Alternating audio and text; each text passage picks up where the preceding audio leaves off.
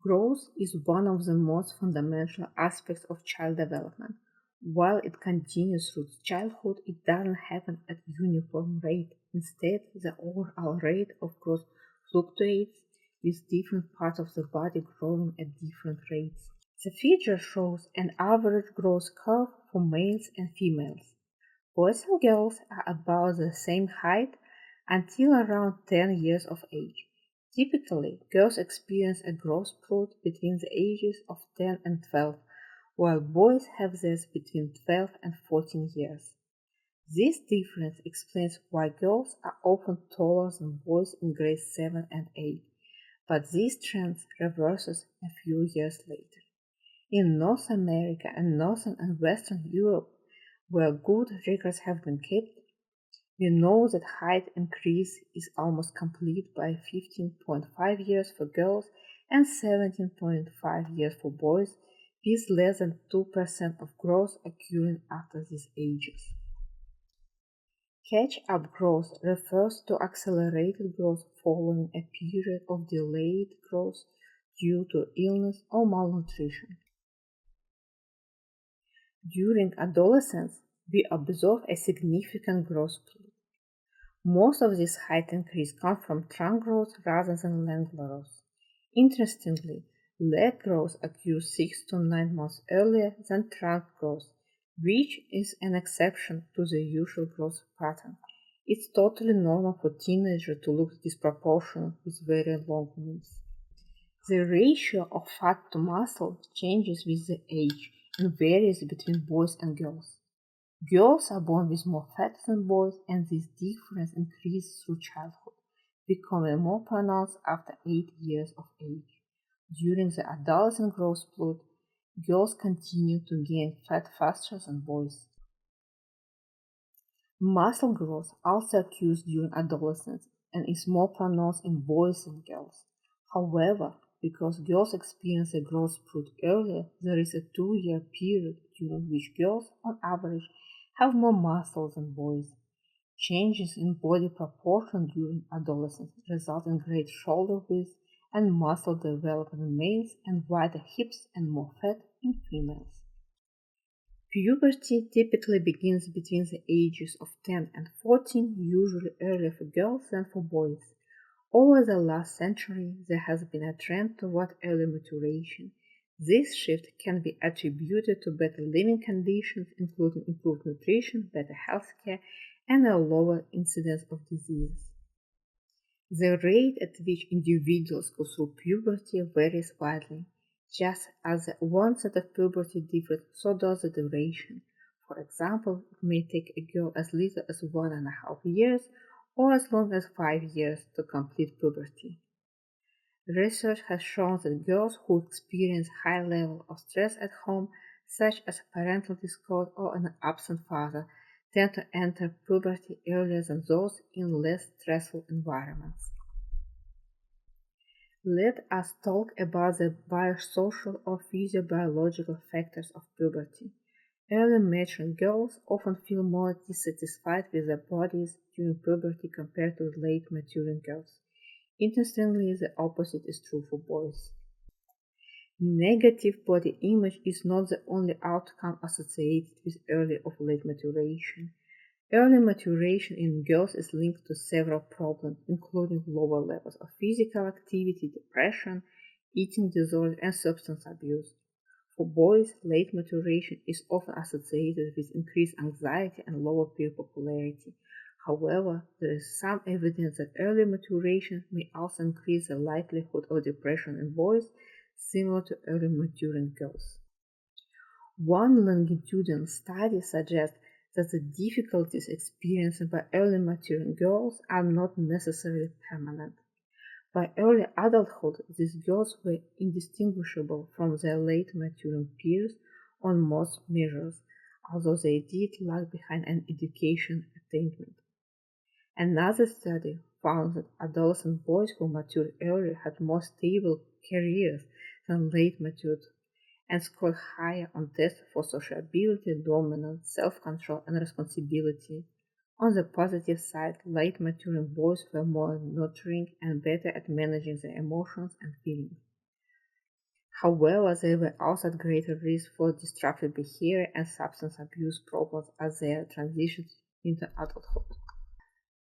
Factors that affect growth and maturation: heredity. For over 40 years, a fascinating twin study has been ongoing in Louisville, Kentucky, involving more than 500 pairs of twins. This long-term research has provided some intriguing insight into how twins grow. Identical twins, for instance, show a remarkable pattern in their height development. Up until about 4 years of age, their height becomes increasingly similar, stabilizing at a very high correlation of around 0.94. In contrast, fraternal twins start with a high correlation of about 0.77 at birth, which drops to 0.59 by age 2 and further to 0.49 by age 9, where it then stabilizes. A similar trend is observed in the weight. Genetics play a significant role in how quickly we mature and reach our final height. This means we can expect to see differences in maturation rate among different genetic groups, and indeed we do. For example, Asians tend to reach puberty faster and go through it more quickly than Europeans, although they generally end up being shorter. On the other hand, Africans mature at a similar pace to Europeans and Americans, but when they have the same quality of life, they often end up being taller. Even mild to moderate malnutrition can cause significant issues for children. A major research project examined the diets of children in Kenya, Egypt, and Mexico. This finding revealed that even when children consumed a lot of food, the quality of the diet impacted their scores on various cognitive and intellectual development tests. Deficits in certain vitamins like A, B12, and D, and minerals such as calcium, iron, and zinc were particularly important. Recent studies show that the effects of early malnutrition aren't as irreversible as we once thought.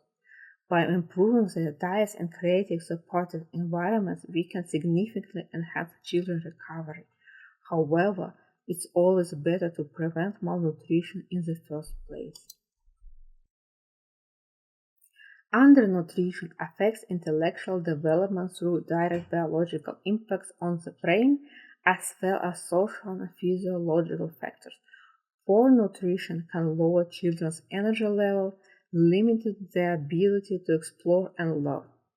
Additionally, smaller babies with delayed motor skills, a common effect of early undernutrition, often receive less verbal and cognitive stimulation because they are treated more like younger infants. Another factor influencing growth and maturation are eating disorders. Anorexia nervosa is a serious disorder where individuals, often young females, voluntarily restrict their diet to maintain an extremely thin physique. Adolescents with anorexia often have a distorted view of nourishment and body image. The harmful effects of this self-starvation include muscle wasting, dry skin and hair, constipation, dehydration, and sleep disturbances. It can also impair growth and development, stop menstruation, and permanently affect breast development. Tragically, between 5 and 8% of individuals with anorexia die from starvation or suicide. Even with treatment, long-term consequences may include irregular heart rhythms and possibly heart failure. Bulimia nervosa is a condition where individuals consume large amounts of food and then induce vomiting to get rid of extra calories and maintain a normal weight. This disorder can lead to issues like damaging teeth and gums, cracked lips, and serious imbalances in body fluids. People with bulimia, similar to those with anorexia, often have distorted view of food and body image. They may also experience feelings of guilt, anxiety, and depression, although they are usually more aware of their condition compared to those with anorexia. This awareness doesn't easily lead to change. Obesity, which means having too much body fat, is one of the most common health issues in Canada today. It's usually defined as being 20% or more over standard weight for your height. About 37% of Canadian children aged 2 to 17 are overweight and nearly 17% are considered obese. Several factors contribute to obesity, including genetics, low levels of physical activity, and low family income. Sometimes parents might unintentionally contribute to problems through their feeding practices, like insisting their children clean their plate or using food as a reward. Girls who are obese often start puberty earlier than those who are not, and boys who are obese tend to hit their growth spurt sooner than their peers. Obesity also has psychological impacts.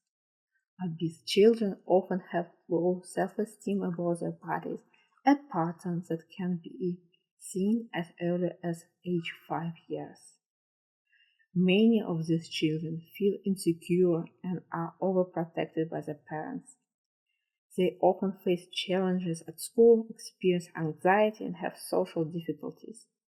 This can create a vicious cycle where social and psychological issues lead to more eating, and the resulting weight gain further contributes to those problems. Psychological trauma can also affect growth. For example, a condition called failure to thrive syndrome has been observed in infants who don't gain weight due to psychological disturbances or maltreatment and abuse by their parents. High stress situations like childhood sexual abuse can lead to increased stress hormones that may cause puberty to start earlier than usual.